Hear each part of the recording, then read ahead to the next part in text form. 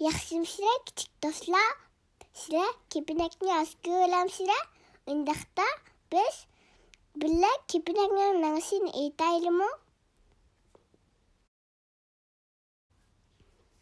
Kepinak, kepinak, kelgincan do'stim.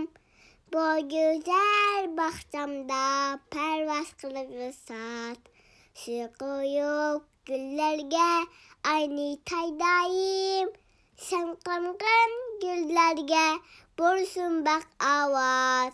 Sen qongan gullarga bo'lsin baq ovoz. Kepinak, kepinak, kepinak, kelgincan do'stim.